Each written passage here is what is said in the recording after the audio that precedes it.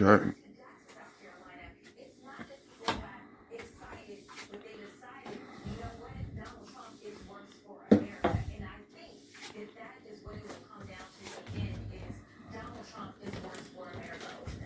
Worried that the Biden campaign is kind of flailing at conveying that message at this juncture. They have 6 months to do it, but I mean, that Time magazine piece, that is gold. That needs to be in swing states. They need to be targeting Michigan and Wisconsin. They're talking about what his policy is with regard to Israel and Palestine, and what Donald Trump's record is. The fact that he cut all aid to Palestine, that he did a Muslim ban.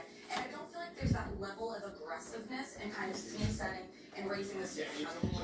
Wait till you see Trump. We've been challenged by Biden too, though, when I look at the remarks he delivered this week from the White House about the protests, and what struck me because I covered Biden's campaign was how he spoke about protests in the summer of 2020 as a candidate.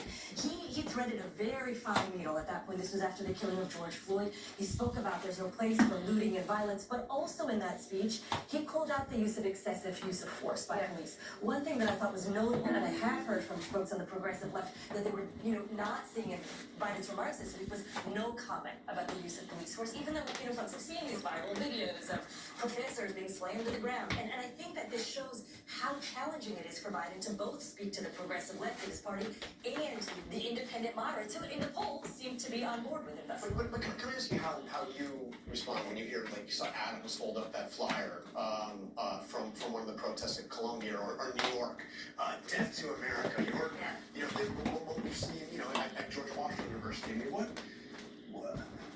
what's your response to some of the hateful, vile rhetoric that we've seen? It might not be all the protests, but there's clearly an undercurrent. No, I mean, honestly, I have denounced all of it. I think it's problematic, and it doesn't matter where it comes from. As a civil rights lawyer, for me, any type of hate should not be tolerated. And I thought that it was interesting that even when you had Tom Cotton on, he talked about the Islamophobia, and he talked about how we need to make sure that we make it clear that there's no place for that. But when you look at the legislation or when you look at the resolutions, we know that they're not talking about that hate when it comes